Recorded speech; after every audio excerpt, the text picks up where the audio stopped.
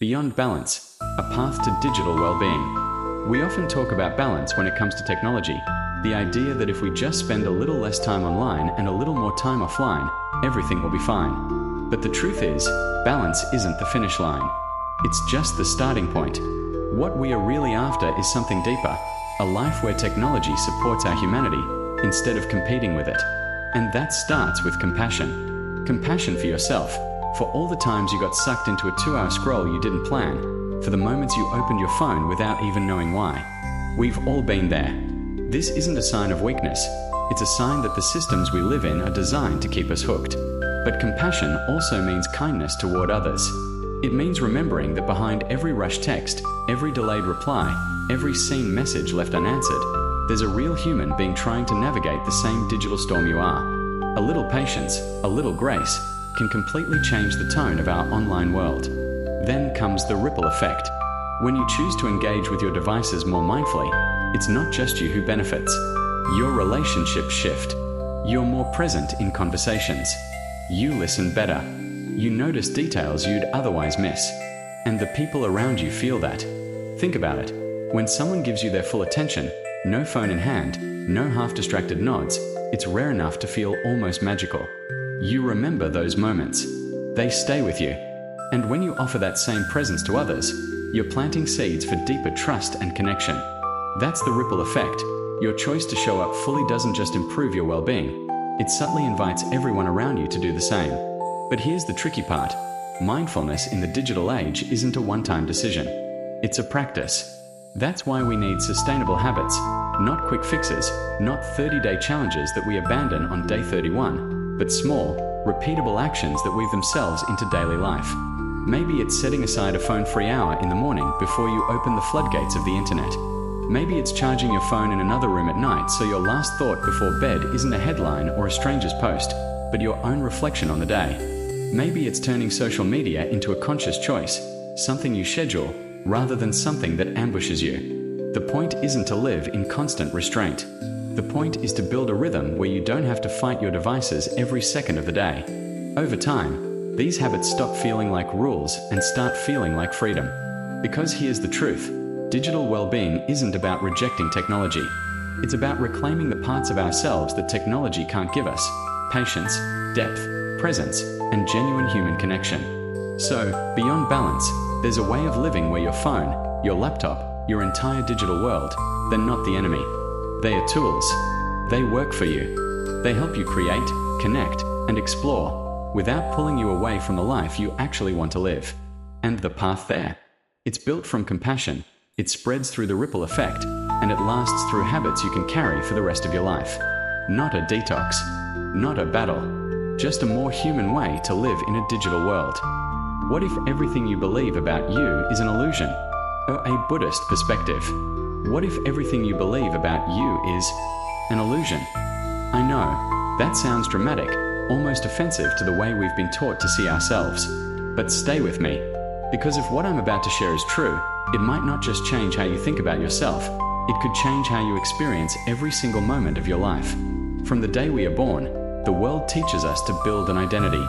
We collect labels like souvenirs, our name, our family background, our job title, our personality traits. I'm shy. I'm confident. I'm the responsible one. I'm the rebel. And before long, we are not just living life. We are living as the character we've built. But here's the twist. According to Buddhist wisdom, that character, the fixed you believe you are, is a story. A convincing one, yes. But still, just a story. Buddhism suggests that our sense of self is not some eternal, unchanging entity. It's more like a stream, constantly moving, constantly shifting. Thoughts flow in, feelings flow out, memories resurface, and the mind stitches them all together into a narrative called me. Think about it. The version of you 5 years ago, the way you thought, the things you believed, has already dissolved into the past. And the version of you right now is quietly dissolving into the future as we speak. Yet, somehow, we convince ourselves there's a solid, unchanging core holding it all together. It's like watching a movie. You see one continuous story, but in reality, it's just frame after frame flashing so quickly your mind blends them together. The self works the same way. moment after moment, stitched into a seamless illusion. I remember the first time I really confronted this idea. I was sitting in a small meditation hall in northern Thailand. The air was warm, the world outside buzzing with cicadas.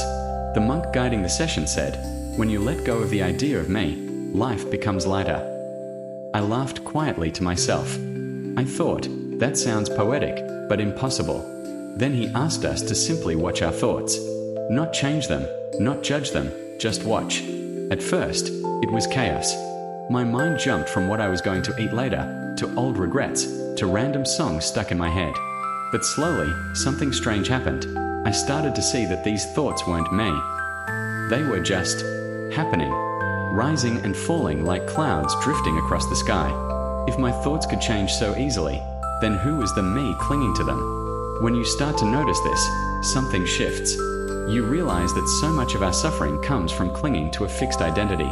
When someone criticizes us, we feel attacked, not just in our actions, but in our very existence. When we fail at something, it's not just a failed attempt, it's a reflection on who we are. But if we see the self as fluid, not solid, criticism becomes feedback, not a wound. Failure becomes a moment in time, not a permanent mark on our identity. Suddenly, there's space to grow, to change, to breathe. This is where the Buddhist perspective becomes truly liberating. It's not saying you don't exist at all. It's saying you're far more dynamic, adaptable, and interconnected than the rigid me your mind clings to. And when you stop gripping that illusion so tightly, life feels lighter. It's like holding sand in your hand. The tighter you squeeze, the more it slips through your fingers. But if you hold it gently, you can actually feel its texture, its warmth, without losing it. The same is true for your sense of self. Hold it lightly, and you can finally experience life without the constant fear of it slipping away. Even modern science points in this direction.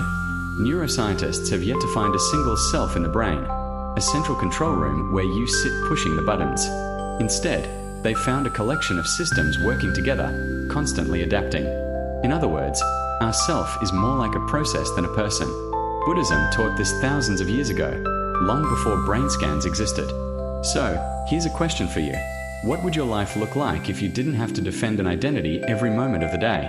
If someone misunderstood you, could you let it go, knowing their image of you isn't the whole truth? If you failed, could you try again without the weight of "I'm just not good enough" on your shoulders? If someone hurt you years ago, could you release that pain, realizing the you who was hurt is no longer here? I think of it like this. We spend so much energy trying to protect the walls of a house we think we live in, when in reality, we are standing in a wide open field. The walls were never real. They were just drawn in our mind. And when you stop defending them, you see that the world outside is vast, open, and waiting for you to explore it. Here's something you can try today. Find a quiet spot. Close your eyes. Let your mind settle on the breath. Then, when a thought comes, about work, about a relationship, about yourself, ask, who is thinking this? Don't look for a perfect answer. Just notice what happens. You might see the thought fade, like mist in the morning sun. And in that moment, there's a glimpse of freedom. Freedom from being chained to a story. The truth is, the illusion of self is not meant to scare you. It's meant to set you free. Because when you loosen the grip on me, you start to see the we. You notice that the lines between you and the world, between you and others, are much softer than you thought. Compassion flows more easily. Forgiveness feels more natural. And joy, real, unforced joy, becomes possible because it's no longer tied to protecting an image. So maybe the question isn't who am I? Maybe the better question is what am I right now? And that answer changes moment by moment. That's not a flaw, it's the beauty of being alive. Buddhism invites us to live from that place. To walk through the world not as a fixed thing, but as a living, breathing, ever-changing part of it. And the moment you start seeing yourself this way, the world opens up. If you've ever felt stuck, weighed down by the need to be a certain kind of person, this teaching offers a way out. Not by destroying who you are, but by showing you that you were never trapped in the first place. So, what if everything you believe about you is an illusion? Maybe that's not the end of the story. Maybe it's the beginning of your freedom. You don't exist, a Buddhist truth that changes everything. Prepare yourself for a mind-bending truth. You don't exist. At least, not in the way you think you do. I know, that sounds like the start of some wild conspiracy theory or a late-night college debate. But what I'm about to share is neither of those things. This is a teaching that has been at the heart of Buddhist wisdom for over 2,500 years. And it's not meant to confuse you, it's meant to free you. When you think of you, what comes to mind? Maybe it's your name, your memories, your personality. Maybe it's the roles you play: parent, friend, partner, professional. You've probably spent your whole life building that sense of identity, polishing it, protecting it. But here's the twist. According to Buddhism, that you is not a solid, unchanging thing. It's a mental construction, a story your mind tells itself so often and so convincingly that you mistake it for reality. And before you dismiss this as ancient mysticism, know this: modern science is starting to agree. Neuroscientists have searched the human brain for a self-center, a place where you live. They haven't found it. Instead, they've discovered a network of processes, memories, sensory perceptions, emotions, all interacting, constantly changing. Your brain is more like a symphony than a single player. The music feels continuous, but no single note defines the song. Buddhists figured this out centuries before MRI machines existed. They called it anatta, or no self, the idea that there's no fixed, permanent you hiding inside your skin. What we call self is actually a flowing river of experiences, constantly arising and fading away. Think about the you from 10 years ago. Do you have the same thoughts? The same beliefs? The same dreams? Of course not. And yet, you still call both versions me, as if there's a permanent thread connecting them. But in reality, each moment you are born fresh, and each moment, the old you disappears. It's like looking at a flame. You might think it's the same flame from one second to the next, but it's not. The fuel and air are changing constantly. The light you see is the product of a process, not a fixed thing. I remember sitting in a meditation retreat years ago, feeling restless, distracted, and honestly, a little skeptical. The teacher asked us to notice our thoughts without judgment. So I tried. At first, my mind was like a busy intersection at rush hour. Plans, regrets, random song lyrics. But then something shifted. I saw that these thoughts weren't me. They were just events, popping up, lingering for a moment, and fading away. It was like realizing I had been standing in a river my whole life, thinking I was the water, only to see that the water never stopped moving. I was not the stream itself, but the awareness watching it flow. Now, here's why this matters. Our suffering often comes from clinging to a fixed identity. When someone insults us, we feel personally attacked, because we believe they're striking at something solid inside us. When we fail, it feels like proof that we are not good enough forever. But when we see that the self is fluid, not fixed, criticism becomes just sound. Failure becomes just a moment. We don't carry them as heavy stones in our pockets anymore. This doesn't mean you become indifferent or detached from life. In fact, it's the opposite. When you stop gripping so tightly to a rigid identity, you actually become more open, more alive. You can try new things without the fear of "that's not who I am." You can forgive more easily, because you realize both you and the person who hurt you have already changed. A monk I once spoke with put it beautifully: when you stop being someone, you can be anyone. At first, I thought it was just clever wordplay, but he meant it literally. When you're not trapped in the prison of a fixed me, you're free to step into any moment, any role, with lightness. Even science has seen the benefits of loosening the grip on self. Studies show that people who meditate regularly, especially on concepts like impermanence and non-self, tend to experience less anxiety and more compassion. Why? Because they're not constantly protecting an ego fortress. They can respond to life instead of defending against it. Here's a simple way to explore this for yourself. Sit somewhere quiet. Close your eyes. Focus on your breath. When a thought comes about yourself, your day, your future, ask, who is thinking this thought? You might notice the answer isn't as clear as you expected. The thought appears, and then it's gone. In that gap, you might taste a tiny drop of the freedom the Buddha was talking about. This is the radical gift of the Buddhist view. Dissolving the illusion of self doesn't erase you, it releases you. You still have a body, a mind, a personality.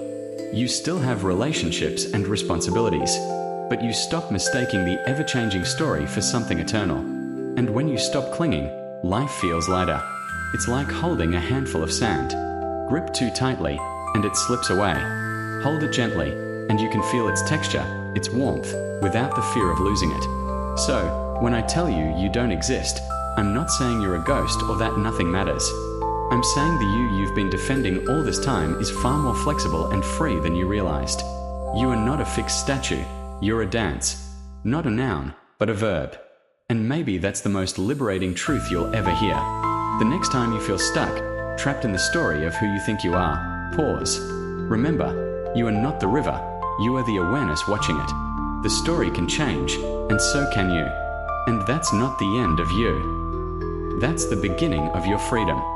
Counterintuitive revelation, letting go of the self. Have you ever noticed how exhausting it is to constantly protect your image, defend your opinions, and prove yourself to the world? We do it every day, sometimes without realizing it. We polish our social media profiles, replay conversations in our heads, and cling to labels like I'm this kind of person or I could never do that. We create a mental portrait of ourselves, and then we guard it as if our life depends on it. But here's the twist. According to ancient Buddhist wisdom, this very attachment to our idea of me might be the biggest obstacle to our happiness. At first, that sounds strange, even a little uncomfortable. How could holding on to myself be a problem? Isn't self-identity important? Doesn't it give life meaning? The Buddha offered a counterintuitive insight. The self we cling to so fiercely is not as solid or permanent as we believe. It's more like a story we keep telling. A story made of memories, opinions, and fleeting emotions. And because it's not fixed, we have to constantly defend it, repair it, and reinforce it. This endless maintenance is what makes life feel so heavy. Think about it. When someone criticizes you, why does it hurt so much? It's not just the words. It's because those words clash with your mental portrait of who you think you are. When life throws unexpected changes at you, why do they feel so unsettling? Because they threaten the stability of the self you've constructed. I remember a time when I lost a big project I had poured my heart into. My first reaction wasn't just disappointment, it was a personal blow. If I failed at this, maybe I'm not the capable person I thought I was. It wasn't the project itself that caused most of my suffering. It was my attachment to the identity of being successful and competent. That loss cracked my story, and I didn't like it. Buddhism calls this illusion of a fixed, permanent self-anatta, or no self. It doesn't mean you don't exist. It means that the you defend is constantly changing. You're not the same person you were 5 years ago, or even yesterday. The more tightly you grip that mental snapshot, the more fragile you feel, because life will inevitably smudge and distort it. So what happens when you loosen that grip? Something surprising. Instead of feeling lost or empty, you feel lighter. You're no longer trapped in the role of defending me all the time. Criticism stings less. Change feels less like an attack and more like an invitation to grow. You stop wasting energy building walls and start using it to actually live. Imagine walking through life holding a block of ice in your hand. That ice is your fixed self-image. You carry it everywhere, terrified it might melt, trying to keep it intact. You're constantly on guard. But what if you just let it melt? At first, it might feel strange, maybe even a little sad. But soon you realize your hands are free. You can reach for new things. You can touch life directly. You can feel the warmth you were missing. This is why so many Buddhist teachers say that letting go of the self is the beginning of true freedom. When you're no longer obsessed with protecting an identity, you start noticing life as it actually is, not just as it relates to you. The sunset isn't a photo opportunity to post online. It's a moment of pure beauty. A conversation with a friend isn't about proving your point. It's about connection. Even challenges stop being personal attacks. They're just part of the ever-changing flow of life. Of course, this doesn't mean you stop having preferences, opinions, or a personality. It just means you stop being owned by them. You can hold your identity lightly, like a favorite sweater you can take off when the weather changes, instead of a suit of armor you can never remove. If you're wondering how to start, here are a few small steps. Notice when you feel the need to defend yourself. Ask, am I protecting my actual well-being, or just my self-image? Question your labels. When you think, I'm just not the kind of person who, consider, is that actually true today, or is it just an old story? Practice seeing moments without the filter of me. On your next walk, don't think about how the scenery makes you look or what it says about your life. Just see it. The journey of loosening our grip on the self isn't about erasing who we are. It's about stepping out of the prison of a rigid identity. It's about realizing that you're not just the character in the story, you're also the storyteller, and you can let the story change. The great irony is that the more you let go of the self, the more you feel at home in your own skin. You stop trying to be someone and simply be. And in that quiet space, happiness stops being something you chase and becomes something you naturally are.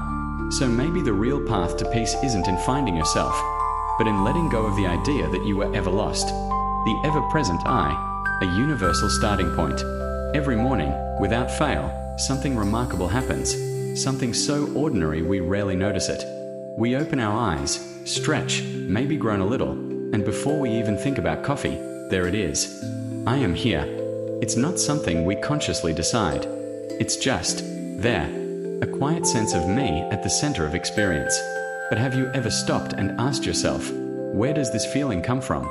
Who is this I that's been tagging along since you were a kid? And here's the deeper question. Has it really stayed the same all these years? Society gives us quick answers. We are told the I is our personality, our likes and dislikes, our quirks and preferences. Or it's our ego, the part of us that wants recognition, success, and validation. Or maybe it's our identity, the labels we wear: parent, partner, professional, artist, dreamer. These definitions make sense on the surface. They help us function in the world. They give us a name to respond to, a story to tell at dinner parties. But if we dig deeper, they start to feel incomplete.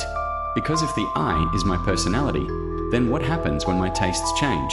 If the I is my ego, what happens in those moments of selflessness or deep connection when ego fades away? And if the I is my identity, why does it shift so dramatically depending on who I'm with or what stage of life I'm in? I remember standing in front of a mirror one morning, brushing my teeth, and suddenly realizing the person staring back at me was both entirely familiar and strangely new. My body had changed. My beliefs had evolved. Even the way I smiled wasn't quite the same as 10 years ago. So if all these things can change, who or what is the constant I that I keep referring to? This is where the ancient wisdom of Buddhism offers a surprising perspective. It suggests that the I we feel so certain about is more like a current in a river than a stone at the bottom. It's always moving, always changing, yet somehow giving the illusion of continuity. The Buddha pointed to this truth over 2,500 years ago. The self isn't a fixed, unchanging object, it's a process. Now, I know, this can feel unsettling at first. We like to think of ourselves as solid, as something that can be relied upon. After all, if I am not fixed, what do I hold on to? Who am I, really? But here's the paradox. Realizing that the I is fluid, not rigid, can actually be freeing. Think about it.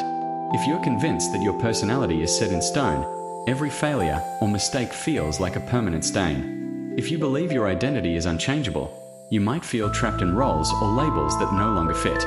But if you see yourself as a living, breathing, changing process, you can let go of those heavy burdens. You can grow without the fear of betraying who you are. Take a moment and recall a time when you felt completely different from the you of the past. Maybe you used to be shy and now you're more confident. Maybe you once believed something with all your heart and now you've let it go.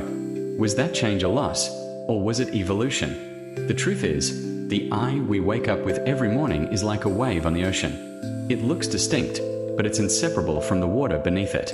You're not just the wave, you're the ocean, constantly shaping and reshaping your form. So where does this leave us? It leaves us with a choice. We can keep clinging to a fixed idea of I, defending it, polishing it, and feeling hurt whenever it's challenged. Or we can hold it lightly, knowing that change is not the enemy, it's the natural rhythm of life. When you stop seeing yourself as a rigid thing and start seeing yourself as a flowing process, something shifts. Criticism feels less personal. Change feels less threatening. And you start to experience moments of deep peace, not because life stops challenging you, but because you're no longer fighting to keep your I from changing. So tomorrow morning, when you wake up and feel that ever-present I am here, pause for a moment. Smile at it. Notice it. And then ask, gently, what shape will I take today? Because maybe the point isn't to find the one true, unchanging I. Maybe the point is to see that the I has always been a dance, and that the dance itself is beautiful. Deconstructing the self, the 5 aggregates. If I asked you, who are you? what would you say? You might start with your name, your job, your role in your family. Or maybe you describe your personality. I'm outgoing, I'm thoughtful, I'm stubborn sometimes. But here's the thing, none of these answers actually get to the core. Because Buddhism teaches that if we look closely, there is no solid, permanent self at the core. That's not meant to be depressing, it's meant to be liberating.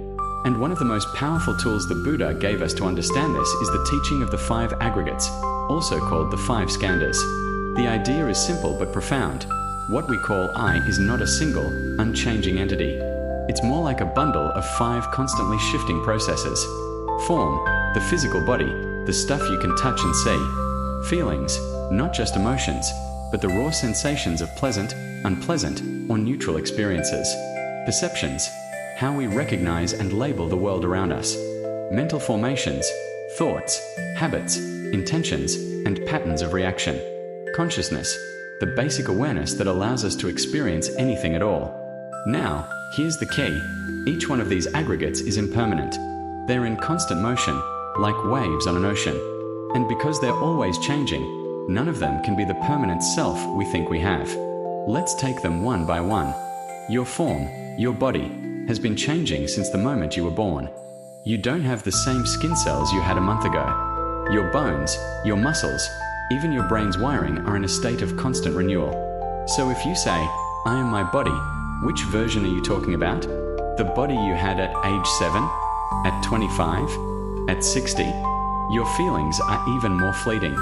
One moment you're joyful, the next you're irritated, the next you're calm again. They're like weather systems passing through your inner sky. You can't hold on to them. They always move on. Perceptions shift as well. Think about a song you loved as a teenager but find cheesy now. Or a person you misjudged at first but grew to respect. Your way of recognizing and labeling reality changes as you gain experience. Mental formations, your thoughts, habits, and desires, are perhaps the trickiest. We often think our opinions and tendencies define us. But remember how your beliefs have evolved. How habits you once thought unbreakable eventually fell away. These, too, are not fixed. And then there's consciousness, that basic knowing of experience. Even this is not static. It flickers in and out every night when you sleep. It changes with your mood, your health, your state of mind. The Buddha compared this whole arrangement to a chariot. A chariot isn't just a wheel, or an axle, or a seat. It's the coming together of all its parts. And if you take it apart piece by piece, there's no single part you can point to and say, this is the chariot. The same goes for us. Remove the body, the feelings, the perceptions, the mental habits, and the consciousness, and there's no independent, permanent self left over. Here's the twist. Many people hear this and think, wait, if there's no fixed self, doesn't that mean I don't exist? Not at all. You exist, but not in the way you've been taught. You're not a rigid object, you're a living process. You're like a flame, constantly burning, changing moment to moment, yet appearing continuous. When you see this clearly, something beautiful happens. You stop clinging so tightly to who you think you are. You stop feeling personally attacked when life changes your body, your feelings, or your beliefs, because you know they were never meant to stay the same. I'll share a personal example. I used to think of myself as the reliable one in every situation. I prided myself on never letting people down. But when life threw me into burnout, I couldn't keep that up. At first, I felt like I'd lost my identity. But over time, I realized that was just one mental formation, one chapter in the story, not the whole book. Letting go of that label allowed me to discover new ways of showing up in the world.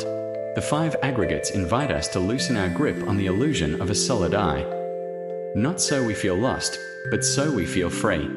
Free to change, free to grow, free to let go of the exhausting task of defending a version of ourselves that doesn't actually exist. Next time you're feeling hurt, or stuck, or fearful of change, ask yourself, which aggregate am I clinging to right now? Is it my body? My feelings? My thoughts? And remember, just like clouds in the sky, they'll pass. The chariot of you will keep rolling, but you'll know it's the journey that matters, not the illusion of a fixed driver. The illusion unveiled, anatta, non-self. We grow up being told to find yourself. We hear it in movies, in self-help books, in advice from well-meaning friends. Know who you are, hold on to it, protect it. And so we spend years, sometimes decades, building a mental portrait of me. My personality, my values, my story, my dreams. But here's the twist. Over 2,500 years ago, the Buddha taught something that turns this entire project upside down. He called it anatta, the doctrine of non-self. Now, before you picture some cold, philosophical void where you don't exist, let's clear something up. Anatta does not mean that you vanish into nothingness. It doesn't mean you're an illusion in the sense of being fake or meaningless. What it means is this: there is no fixed, permanent, unchanging essence at the core of who you are. At first, that might feel unsettling. We've been trained to think of ourselves as solid, like a stone you can hold in your hand. But anatta reveals that we are more like a river, the same in name, but always moving, always flowing. Think about it. The you who's watching this video is not the same you from 10 years ago. Your body has changed, cells replaced, hair grown and cut, scars faded or formed. Your mind has shifted. Beliefs you once clung to have loosened. Interests you never imagined now excite you. Even your memories, which feel so solid, are being edited every time you recall them. So if everything is in flux, where is this permanent self we keep talking about? The Buddha's answer: it's not there, not as a fixed object. And here's the liberating part: because it's not fixed, you're not trapped by it. One of the biggest misconceptions about anatta is that it's a denial of existence. People hear non-self and think it means they don't matter, or that life is pointless.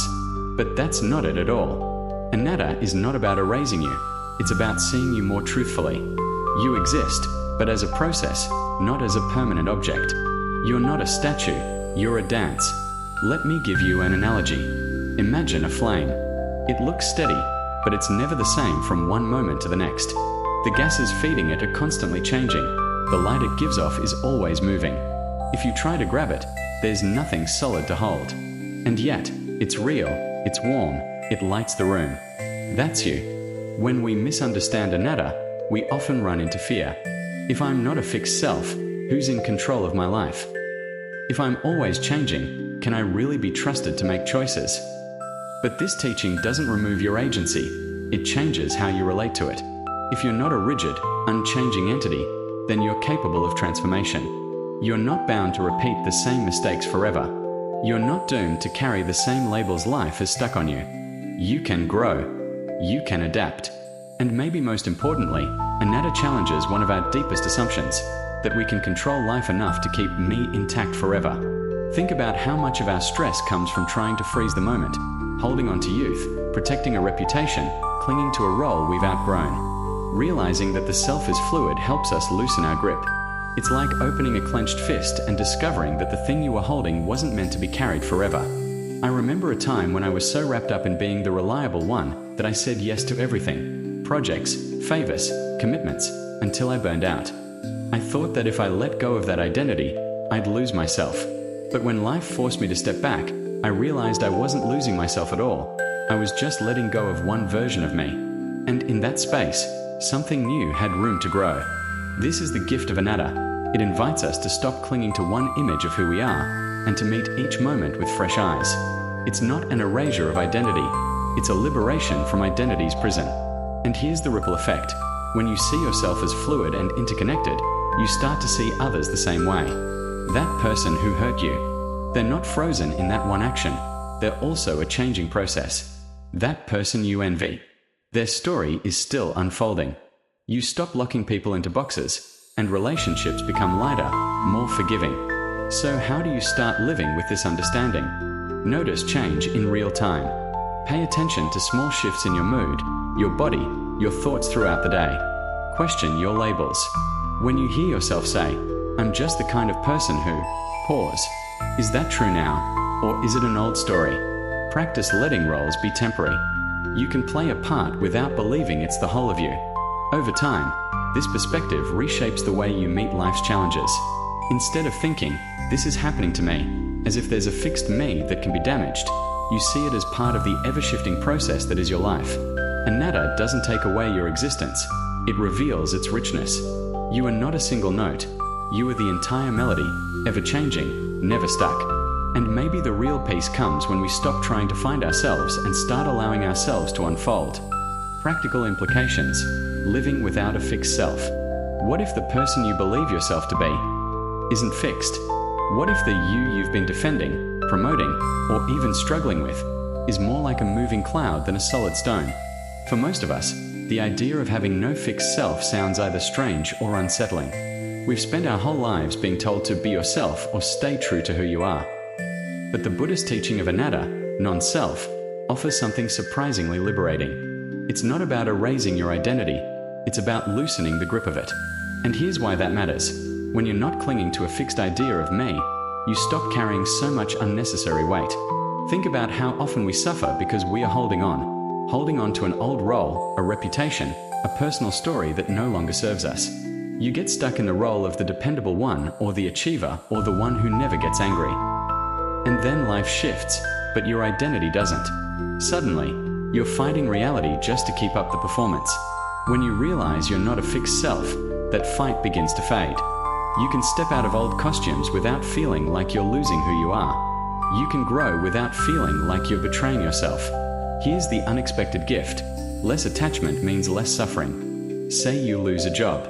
If your identity is wrapped tightly around being a successful professional, that loss feels like the end of you. But if you see yourself as a changing, evolving process, the job is just one chapter.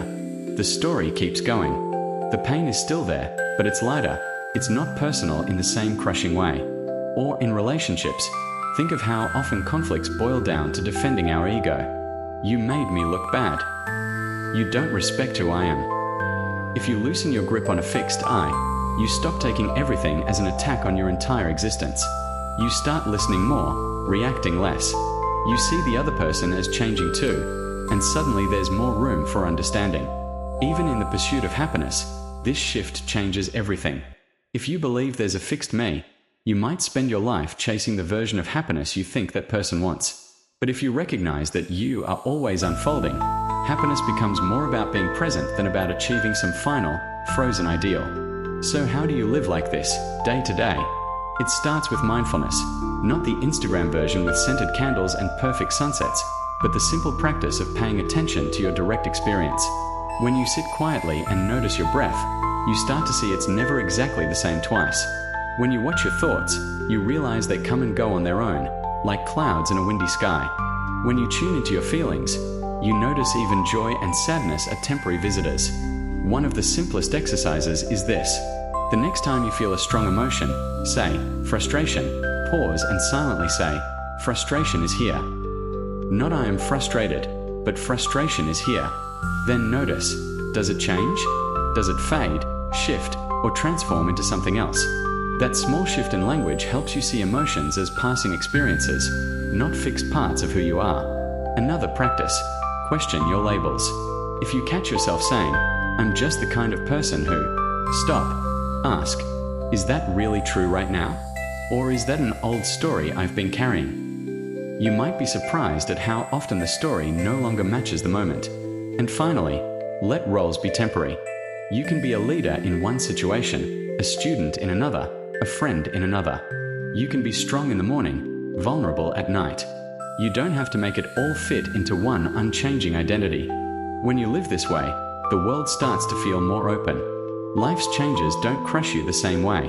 You can adapt with less fear, love with fewer conditions, and meet challenges without feeling like they define you. And here's the beautiful paradox. When you stop trying so hard to hold on to yourself, you actually feel more alive, not less.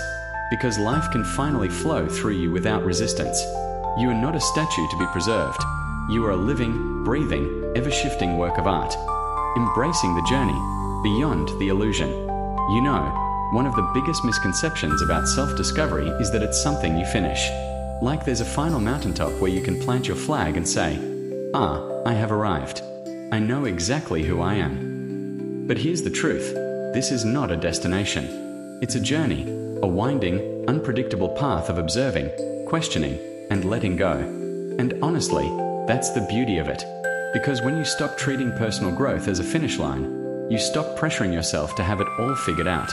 You start living with more curiosity, more patience, and way less anxiety. Every day becomes part of the process. A conversation with a stranger might reveal a belief you didn't know you had. A difficult moment at work might show you an attachment you've been clinging to for years. Even joy, the light, simple kind, can teach you something about impermanence when you realize how quickly it can pass. The Buddhist insight of anatta, non-self, reminds us that we are always changing, that our sense of I is not a fixed object but an unfolding story. And that story is co-written by everything around us, our relationships, our environment, even the thoughts that drift through our minds like passing weather. When you lean into this truth, something surprising happens. You start meeting life as it is, not as you wish it to be. The benefits go far beyond inner peace.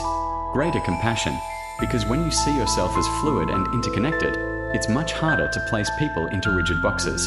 You realize the angry driver in traffic isn't just a rude person. Maybe they're a changing human being having a terrible day. You see their humanity more clearly. Reduced anxiety, because you stop defending some fragile, unchanging idea of yourself. If your identity isn't a brittle shell, life's bumps don't crack you open. Change still stings, but it doesn't define you. A deeper connection to reality, because you're no longer lost in the stories you tell about who you are or who you should be. You start noticing life directly. The sound of rain on the window, the warmth of a coffee mug in your hand, the way a friend's eyes light up when you really listen. Of course, understanding this intellectually is one thing. Living it, that's where the real work begins. And work here doesn't mean grinding harder or adding more to your to-do list. It means showing up to your own life with awareness. Meditation is one of the simplest and most powerful tools for this.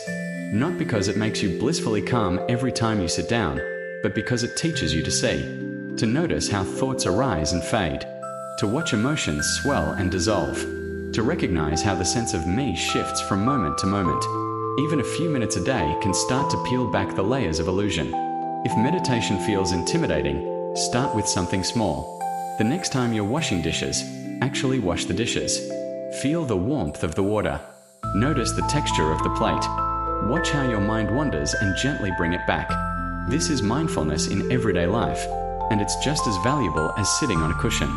I'll be honest, letting go of the fixed self is not a one-time aha moment. It's something you return to again and again. Some days, you'll feel open and spacious. Other days, you'll get tangled in ego, fear, and old habits. That's okay. That's part of the journey. The point is not to erase your identity or dissolve into nothingness. The point is to wear your identity lightly, like a comfortable jacket you can take off when the weather changes. When you live this way, compassion isn't something you force, it flows naturally. Anxiety doesn't vanish overnight, but it loses its grip. And reality stops feeling like an enemy you need to control and starts feeling like an ally you can trust. So here's my invitation. Don't just take my word for it.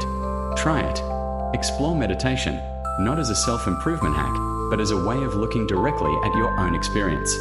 Read the old teachings. Test them in your own life. Notice what happens when you stop gripping so tightly to me.